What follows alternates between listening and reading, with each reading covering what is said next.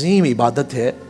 ہم جب خاص طور پہ رکوع پہ جاتے ہیں نا، رکوع میں تو ہم ایک تسبیح پڑھتے ہیں، سبحان ربی العظیم۔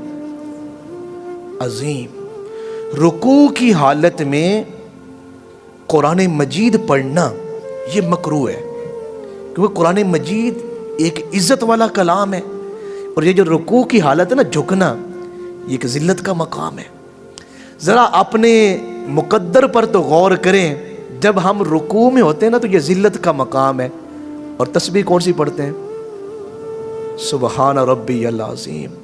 میں اس عظمت والے رب کے سامنے اس حالت کو بنا رہا ہوں، میں ذلت والی حالت میں اس لیے ہوں تاکہ عظمت والا رب مجھ سے راضی ہو جائے۔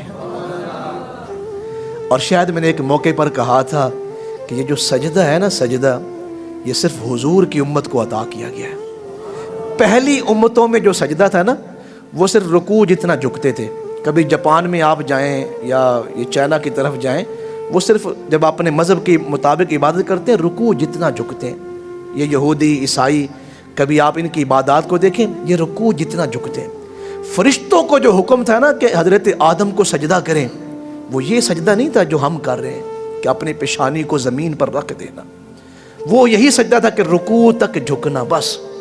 لیکن اللہ نے حضور کے غلاموں کو سجدے والی عظمت عطا کی ہے، یہ نعمت عطا کی ہے۔ اور جب ہم سجدے میں جاتے ہیں تو کون سی تسبیح پڑھتے ہیں؟ سبحان ربی اعلیٰ، کہتے ہیں بلندی کو۔ اے میرے بلند رب، پاک ہے وہ جو بلند ہے، میرا وہ رب ہے جو پاک ہے اور بلند ہے۔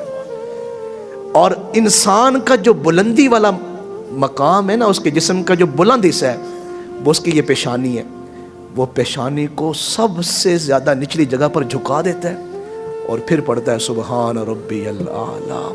میں نے اپنی بلندی والے رب کے سامنے جھکا دیا ہے۔